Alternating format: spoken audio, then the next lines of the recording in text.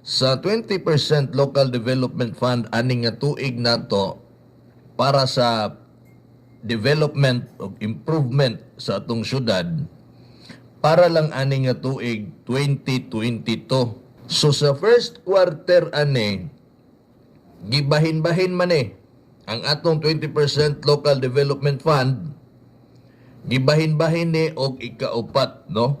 So ang naapod ani pinakaunang quarter, makahimo siya og pagpasiminto sa 36 ka mga kadalanan sa atong syudad sa Digos.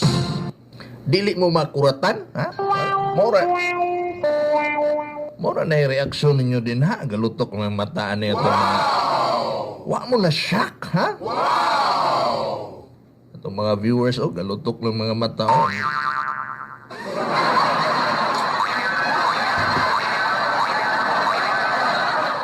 Kailangan pa ba kumuingon nga wala ni sa una? Kailangan pa ba na ko na i-voice out? Wow! Ani wow yun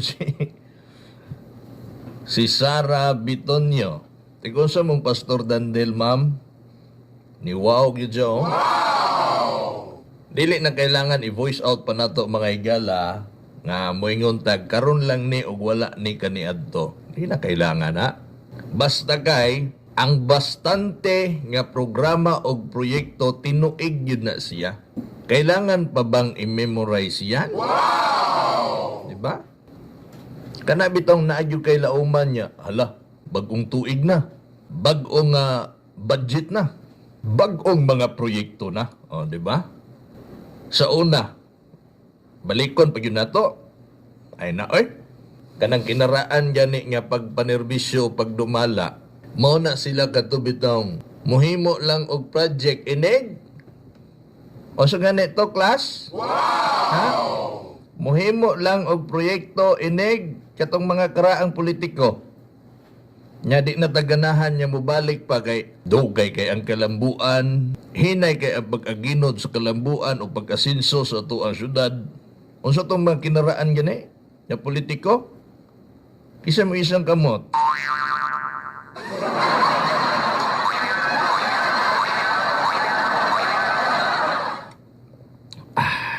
Lamat na Bradwari sa kape. Init man ni ganina. Ugnaw kay nga to ang kuan ni nakanindot diri kay makaputi ba. Okay, kisa ganito katong proyekto nga mohimo lang inig angat na ang eleksyon. Wow! Maunay kalahian. Maunay klaro nga comparison. Dili nang magbuhat-buhat og comparison nga butbut. Isgutan dahil na to tong ilahang page na nasa gihimo nga page. Okay man nang maghimo tag page, dili lang ta mamakak. Di lang ta maghimo-himo og kanang mga senaryo, maghimo-himo og kanang mga butang nga kanang butbut para lang makailad. Ako niya nang isgutan kung unsa na nga page nga gihimo rapod sa kaatbang nato sa politika. Kung sa basketball pa ni sila, rubo kay ni Manula. Wow! Rubo. Moingon og foul bisag wa hilabti. Mo ni sila nga matang sa mga politiko, mga higala. Dili mo dula og fair play. May buntag ninyo. Kasing mangluod ako mga kaliwat, Nakwa family, may buntag. Minaw na sila karon sa 106.7 Radyo Digusenyo. Balikon ako. Sa unang quarter, na ay 36 ka mga kalsada sa Digos nga i-implementar, meaning simintohon. Imagine, kung sa una pa di ay na mayor si Mayor Joseph Cagas atong pinakaunang dagan niya as mayor nga kung siya pa lang day unta ang na mayor ato, no? Matay mga higala, basig ang tanang kalsada, ispalto na. Wala naman tayo simintuhon, ani? Kung siya ang namayor na ato ba, katong pinakauna niyang pagdagan, o niya karong 2022, mudaog gihapon siya, o niya, naspalto na tanan, matiles na ang ato ang kuan ani mga kadalanan, tiles.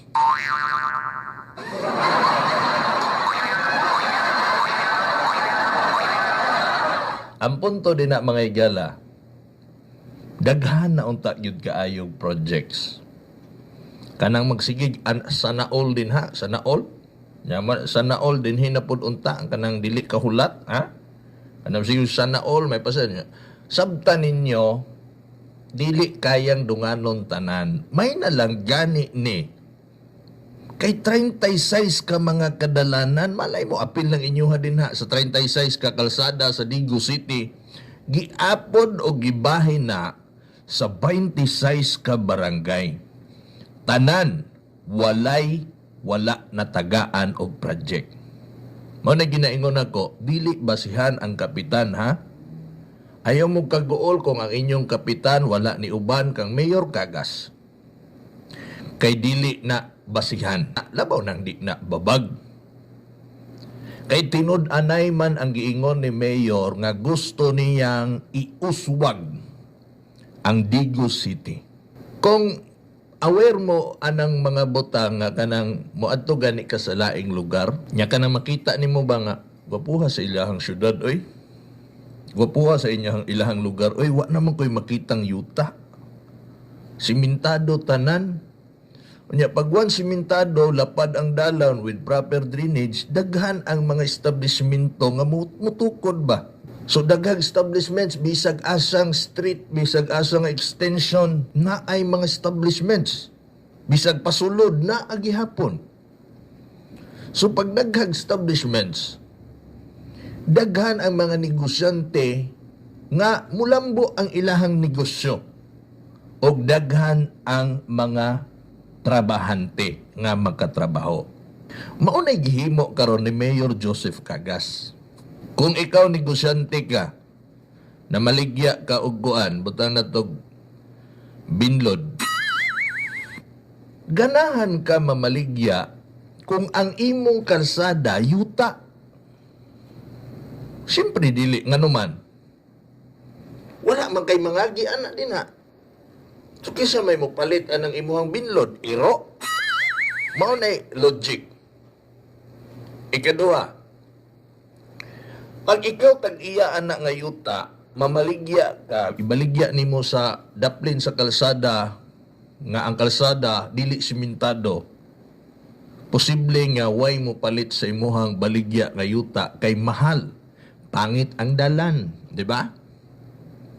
Nabitaw dito sa, di lang ako isulti ang kuan, gibaligya ang yuta mga naa sa pila to 800,000, kalimot ko 200 square meters manata to. Yuta man ang dalan bahaon nun. Karon kay pasiminto man ni Mayor Cagas with proper drainage pag yun. Adalian isa ka lagi dili na 800 oy. Murag 1 million naman gani siguro ibaligya atong yuta ah.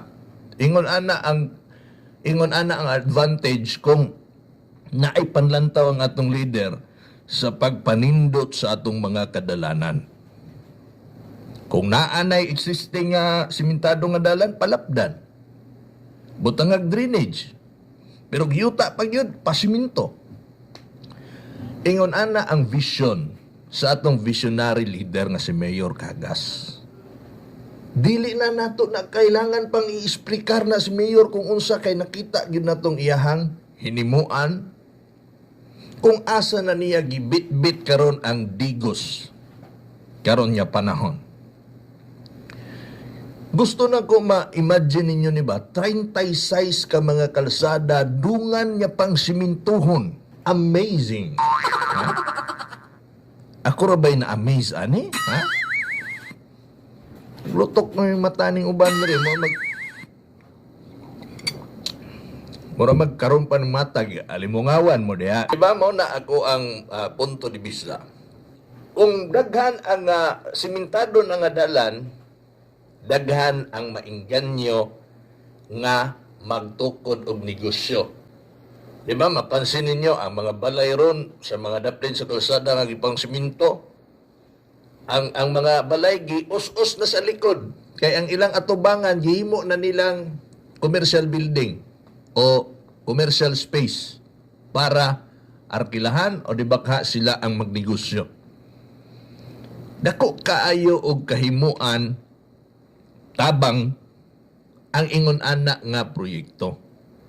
Ang uban manggod mga leader, mga suking tigpaminaw, no need to mention other names, kay kabalo na mo unsa sila nga matang sa gobyerno. Kana laging mohimo lang og proyekto og duol ng eleksyon. Unsa pa may atong mahimo ana? Di ba? Mao na magkapasiminto tuod sila pero tagi-tagi, gamay ra kaayo, katunga ra, di mahuman. Example na pod. Sa Tabor section diha sa Zone 3, Rojas Extension Parallel Road, Tuluna Extension mga bay. Diba? Diha sa may kung magsugod ka sa Luna Extension, paggawas ka diha sa may Rojas Extension, di ka kalapos kay naatong ilatabor diha, no, katong kung sa ganay negosyo nila dinha sa Rojas Extension. Sirado ang dalan. Sa panahon sa kanhi administrasyon, ilan nang gipasiminto, nagsugod din ha sa Luna Extension. So, ang ilang pagpasiminto, wala katunga. Murag pila ra kahato kadangaw. Wala nila naabot dito sa tumoy paggawas sa Rojas Extension kay did end naman. Naa may balay dito nila Tabor, kang Tabor nga property man to. So wala, matawag na to weak leader, kay nagpasiminto pa silang sugod niya, di man day gihapon mahuman, di man day gihapon kalapos ang mga sakyanan padulong dito sa Rojas Extension, kay dili man abri ang dalan. So unsay gihimo ni Mayor Cagas sa iyahang panahon? Gipaabrihan. So abri na ang dalan o gisiminto ang Tabor section sa Rojas Extension, Tuluna Extension. Maunay mga leader nga insakto. So nasiminto na. Tanawa ron ninyo na din ha, agian ninyo ng kanang akong ginamin nga kalsada. Di ba na anay mga gipang construct nga mga establishmento na ay humana, na ay nag-abri na, giparintahan na ang uban karon pa nagsugod og tukod sa ilahang mga commercial buildings. Kay nga naman, simentado ng dalan, abri na ang dalan. Kay kung wala na siminto, wala na abrihan, wala. Diba? Ug maunay dagway sa panahon sa kanhi administrasyon sa pila ka tuig. Walay pagbag-o. Walay improvement. Maura gito. Dito lang gito kutob. Pero paspas kay ang kalambuan, huban. Gipaabrihan ni Mayor Cagas, gipasiminto pagyod. Paspas kayo, daghan ng mga establishmento ang nagtukod. Manay point na to. Ikaduhang gipaabrihan, diha ra gyapon, silingan ra gihapon. Liano Street ang tawag ana. Luna Extension gihapon, atbang anang kalsada anang atbang sa Molina. Atbang sa Molina, di ba? Kabantay mo, simentado na din ha. Mura kag mabag-uhan, kay inigli-li nimo sa tumoy, nilapos na imong pananaw dito sa Lapu-Lapu. Lapu-Lapu Extension. Nya kalsada. Nga di man unta na mo lapos imong pananaw sa Lapu-Lapu Extension, kay na may nagbabag nga balay. Diba? Karon mulapos na. Di yun di basta-basta ni si Mayor ba, no? Mulapos na mga igala, kay ginegotiate na niya tong balay dito nga nagbabag. Siyempre, gitabangan sa city government. Karon kung imong tan-awon, simentado na. Gipauga na lang.